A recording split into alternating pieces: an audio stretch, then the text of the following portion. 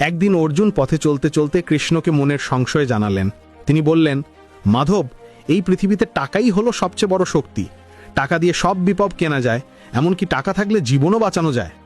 কৃষ্ণ হাসলেন এবং বললেন, চলো পার্থ, আজ আমরা দেখব টাকা মানুষকে বাঁচায় নাকি টাকা তার ডোবার কারণ হয়।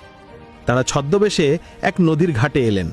একটি ছোট নৌকায় নদী পার হচ্ছিল অহংকারী ধনী বণিক ধনঞ্জয় এবং তার উল্টো দিকে বসেছিল এক শান্ত দরিদ্র কৃষক সুবল। বণিক ধনঞ্জয় নৌকায় ওঠার পর বারবার তার কোমরে বাঁধা টাকার থলিটা হাত দিয়ে অনুভব করছিল। সে গর্বের সাথে চিৎকার করে বলল, আমার এই থলিতে এত টাকা আছে যে প্রয়োজন হলে আমি গোটা গ্রাম কিনে নিতে পারি। টাকাই আমার সব ভরসা আর শক্তি।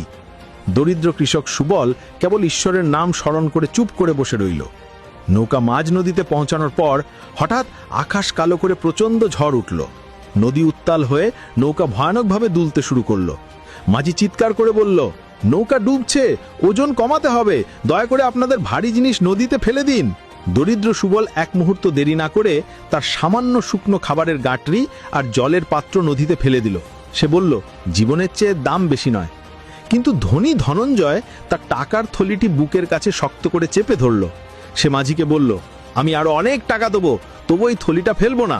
সে লোভের বশে টাকাকে জীবনের চেয়ে মূল্যবান মনে করল। কিন্তু ধনঞ্জয়ের লোভ তাকে রক্ষা করল না। তার জেদের কারণেই নৌকা উল্টে গেল। অর্জুন দেখলেন সুবল হালকা থাকায় সহজেই সাঁতার কাটতে শুরু করেছে, কিন্তু ধনঞ্জয় ডুবতে লাগলো। তার সেই ভারী টাকার থলিটাই যেন হাতল ধরে তাকে জলের নিচে নামাতে লাগলো। যে টাকা তাকে বাঁচানোর কথা ছিল, সেই টাকার অতিরিক্ত ওজনই তার মৃত্যুর কারণ হয়ে দাঁড়ালো। অর্জুন এই দৃশ্য দেখে ভয় পেয়ে গেলেন। অর্জুন দ্রুত ধনঞ্জয়ের কাছে পৌঁছালেন। দেখলেন ধনঞ্জয় টাকার থলি ছাড়তে পারছে না।